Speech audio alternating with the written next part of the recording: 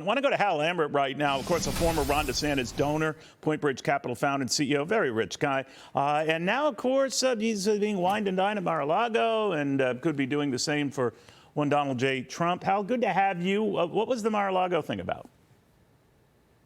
Well, there were about 200 people there last night. It was put on by Senator J.D. Vance. And, Donald Trump was not able to be there. It's been on the schedule for months. He's up in New York doing the trial. So you have the juror saying she was great to see him in person, but we weren't able to see him in person, basically at his home because of this trial. And so this is the first example, in my opinion, of election interference. I mean, you have 200 people there. A lot of them are big donors. He had to dial it in. He called in and spoke to us. And then Donald Trump Jr. spoke to the audience. But he wasn't. Donald Trump, the former president, was not able to be there because of this trial. And at the end of the day, where are we going with this? Do they really think they're going to put him in jail? Is he going to be at Rikers Island?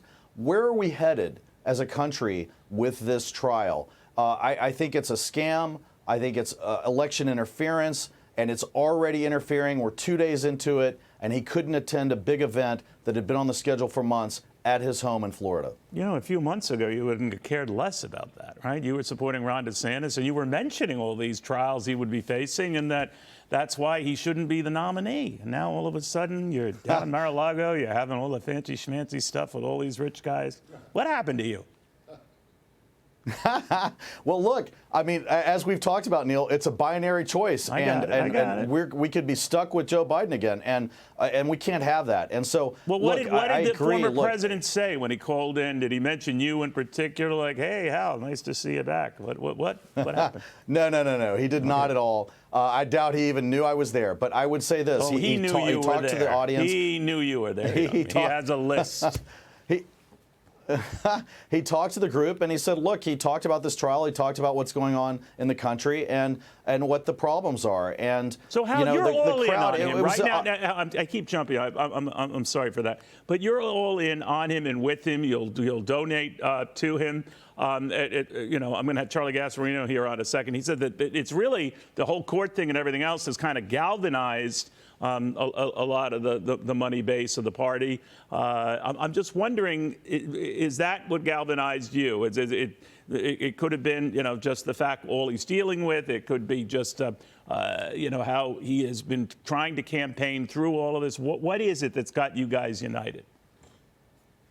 Yeah, no, I think the trial and what's going on does galvanize, because the more this goes on, the more upset people get. I'm upset. Like, again, where are we headed with this? Are we going to look up in a month and have Donald Trump in jail? I mean, what's the point of this trial? Like, let's talk about that. If he's convicted of any one of these charges, you think he should go to jail?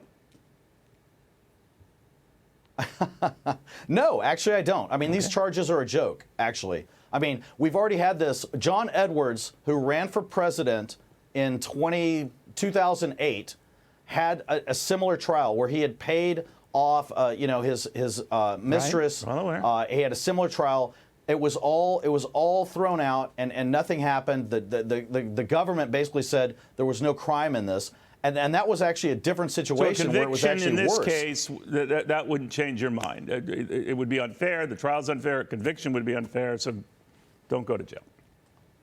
100%. I mean, a conviction for what? I mean, seriously. Got it. All right. We'll follow closely. Hal, great seeing you again. Thank you very much. Hal Lambert.